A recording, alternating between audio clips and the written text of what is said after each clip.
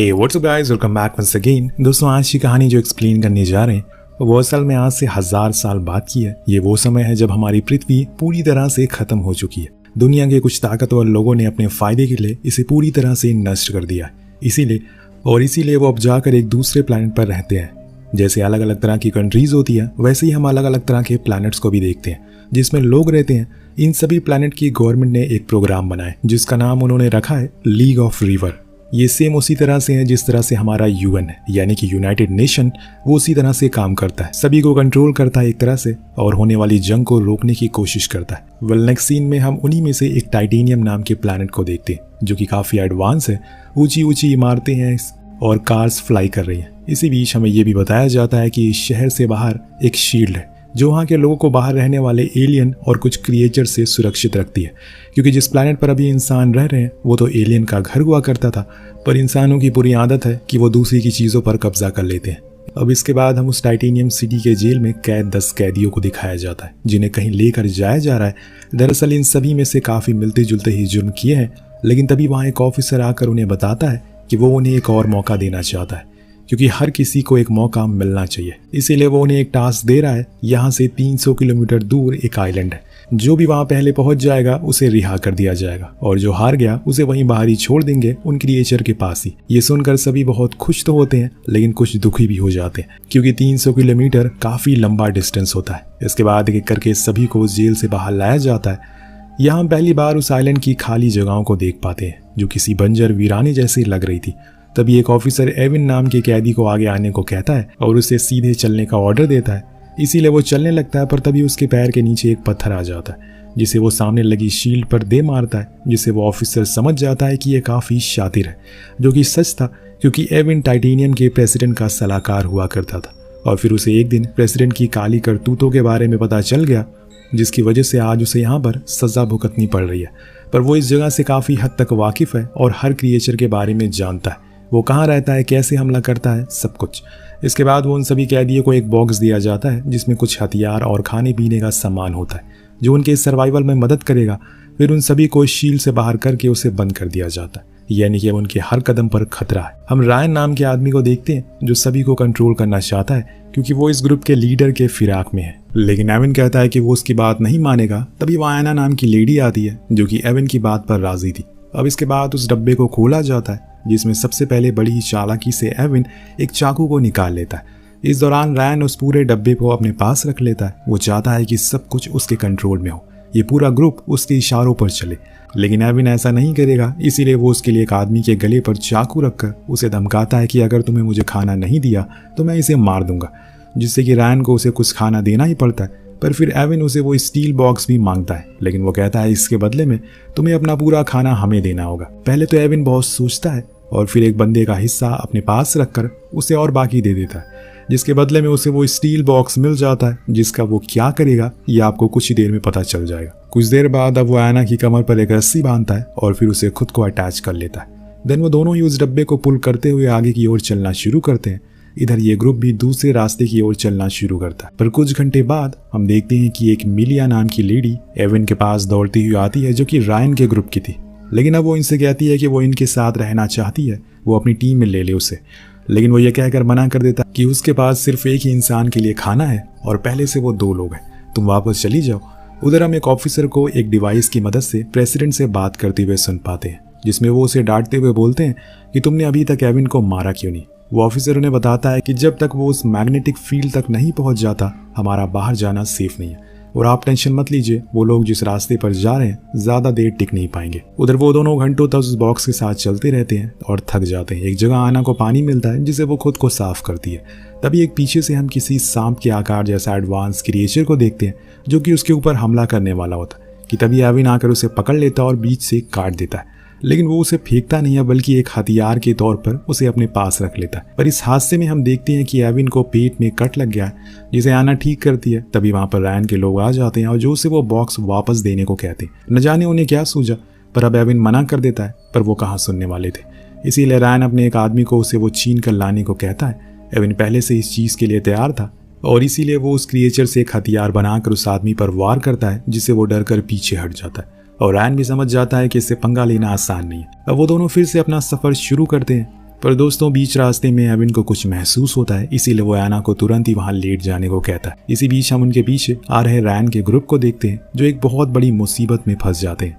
दरअसल एविन इसलिए शांत होकर लेट गया क्योंकि उसे पता चल गया था कि जमीन के नीचे एक क्रिएचर है जो किसी की भी आहट सुनकर उठ जाएगा, पर यह चीज़ उन लोगों को पता नहीं होती, इसीलिए वो सभी आवाज़ करके आगे की ओर बढ़ते हैं, जिससे वो क्रिएचर जाग जाता है और सभी बहुत डर जाते हैं। उन्हीं में से एक लड़का इतना ज़्यादा घबरा जाता है कि वो भागना शुरू कर देता है, पर यह करके उसने और बड़ी गलती कर दी क्योंकि वो कुछ ही देर में उसके हत्थे चढ़ जाता है जो उसे अपने साथ जमीन के नीचे ले जाता है। उधर वो दोनों मौका देकर वहां से निकल जाते हैं और अपने रूट को फॉलो करते करते एक जगह थोड़ा आराम करते हैं और इसी में दोनों की आंख लग जाती है। लेकिन जब सुबह उसकी आंख खुलती है तो उन्हें किसी की आहट एक बार और सुनाई देती है। इसी बीच जब वो पीछे मुड़ते हैं तो देखते हैं कि वहां से तो क्रिएचर की फौज आ रही है, इसीलिए दोनों ही उस बॉक्स के अंदर खुद को बंद कर लेते हैं, जिससे वो क्रिएचर आर्मी उनके ऊपर से गुजर जाती है और वो बच जाते हैं।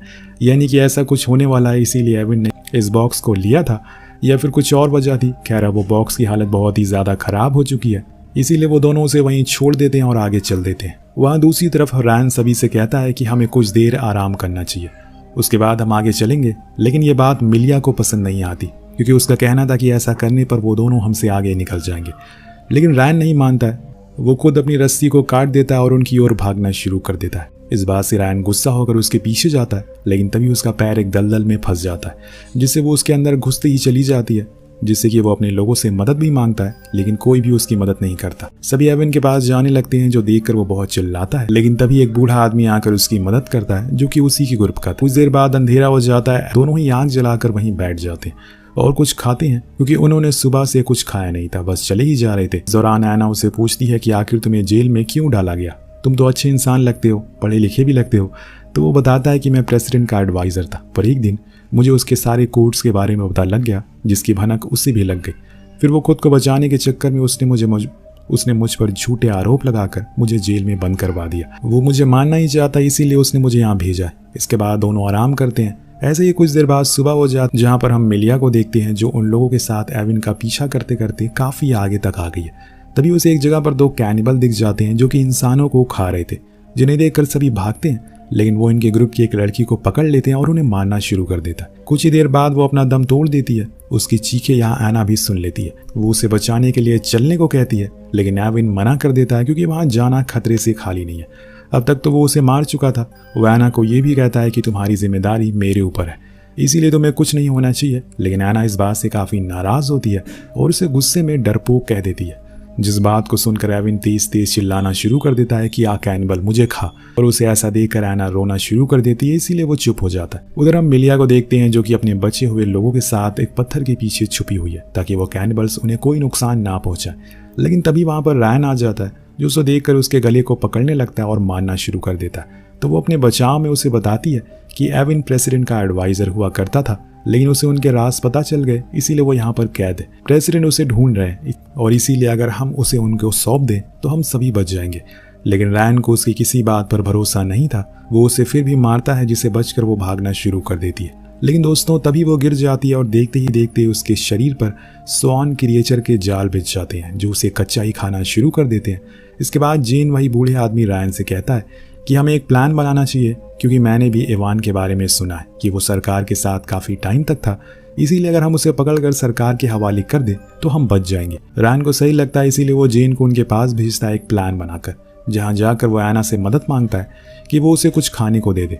लेकिन एविन उसकी चाल अच्छे से समझता है, इसीलिए वो रुकता नहीं। लेकिन एना नहीं मानती और उसके पास जाने लगती है। तभी एक रॉड आकर एविन को लगती है, जिससे कि वो वहीं बेहोश हो जाता है। और जब उसकी आँख खुलती है तो वो देखता है कि वो रैन के कब्जे में है, जो कि उसे एक सुनसान इमारत की ओर ले जा रहा है, जहाँ पर पहले से वही ऑफिसर है जो शुरू से रैन की जान के पीछे पड़ा हुआ है, जिसका नाम मैथ्यू है। दरअसल ये रैन का प्लान था, इसीलिए वो एविन को उस सुनसान इमारत में लाकर एक जगह पर बैठा देता है और फिर खुद मैथ्यू से मिलने जाता है, जहाँ वो उसे बताता है कि वो एविन को पकड़कर उसके पास ले आया है, अब तो वो उसके साथ कुछ भी कर सकता है। जिसे सुनकर वो कहता है कि चलो मुझे उसके पास लेकर चलो। लेकिन जब वो वहाँ जाता है तो असल में एविन वहाँ पर था ही नहीं, क्योंकि उसने चालाकी दिखाई और खुद को फ्री करके वहाँ से फरार कर लिया, जिस बात से मैथ्यू को गुस्सा आ जाता है और वो रायन को शूट कर देता है। देन वो खुद उसकी तलाश में लग जाता है कि तभी उसके हाथ एना और जेन लग जाते हैं, जिन्हें वो बंदी बना लेता है और एना के बंदूक की नोक पर ले जाकर चिल्लाते हुए कहता है कि एविन, तुम्हें बाहर आना होगा वरना मैं इसे मार दूंगा। तभी एक कैदी जिसके हाथ बंदूक लग जाती है वो मैथ्यू को निशाने पर लेता है और कहता है कि तुम्हें आना को छोड़ना होगा। लेकिन मैथ्यू की भी एक शर्त थी, वो पहले एविन को उसके हवाले करे, जो कि एविन छुपा हुआ, और ये सारी बातें एविन छुपा हुआ सुन रहा था। इसीलिए वो बाहर आ जाता है और डील डन करता है।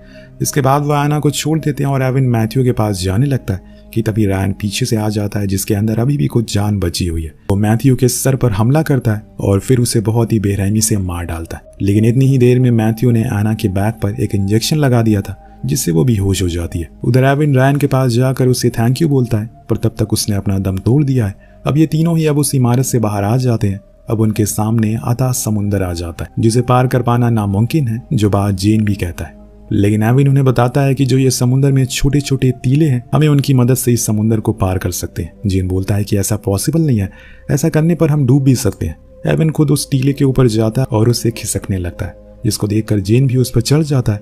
अब तीनों ही उसकी मदद से आगे बढ़ने लगते हैं। लेकिन यह आइडिया ज्यादा देर तक नहीं चलता, क्योंकि वजन ज्यादा होने की वजह से वो टीला डूबने लगता है। इसीलिए आना एवन से पूछती है कि अगर हमारा ये टीला डूबने लग जाए तो हमें क्या करना चाहिए, किसकी मदद लेनी चाहिए। तभी जेन को दिखाया जाता है जो खुद ही पानी में कूद जाता है ताकि इनकी जान बच जाए। दोनों ही उसे ऊपर आने को कहते हैं, लेकिन इतने में एक विशाल जीव आकर उसे खा जाता है और ये दोनों बस देखते ही रह जाते हैं। दोनों उसी टीले पर बैठे बैठे अपनी मौत का इंतजार करने लगते हैं कि तभी उन्हें अपने आगे एक वाटरफॉल दिखाई देता है, जिसे उस पार ही हैप्पीनेस आइलैंड है जहां पर इन्हें जाना था। इस चीज को देखकर इनकी खुशी का कोई ठिकाना नहीं रहता। कुछ देर में इनका टीला झरने में गिर जाता है और ये दोनों को हम अगले सीन में उस आइलैंड पर देखते हैं, जहां पहुंचकर आना बहुत ही ज्यादा खुश होती है। लेकिन एविन कुछ परेशान लग रहा था, क्योंकि उसका कहना था कि यहाँ पर वो प्रेसिडेंट के साथ एक बार आ चुका है। उनके स्टाफ ने यहाँ पर एक स्पेस क्राफ्ट छुपाया हुआ है जिसका कोड मुझे पता है, लेकिन उसका आखिरी नंबर मैं भूल गया हूँ। इसे सुनकर आना पूछती है कि जब तुम यहाँ आए थे तो क्या प्रेसिडेंट ने तुमसे कुछ कहा था। तो वो बताता है कि हाँ, उन्होंने एक पहेली पूछी थी मुझे, जिसका जवाब मैं नहीं दे पाया। फिर उन्होंने उसका जवाब मुझे दिया, जो कि था नंबर 9। इसे सुनकर आना कहती है कि यही वो डिजिट है जिसको तुम भूल रहे हो। लेकिन एविन को यकीन नहीं था, क्योंकि वो इतनी आसानी से अपना कोड नहीं बताएंगे। फिर आना उसे ट्राई करने को कहती है।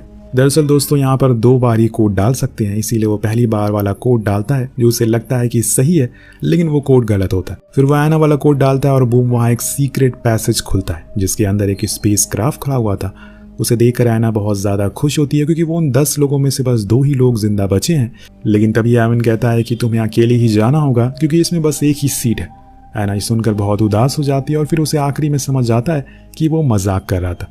अब वो उसके करीब जाकर उसे किस करती है और फिर दोनों वो स्पेसशिप लेकर टाइटेनियम प्लैनेट से बाहर निकल जाते हैं और किसी अच्छे प्लैनेट की खोज में लग जाते हैं, जिसके साथ ये कहानी यहीं पर अंत हो जाती है।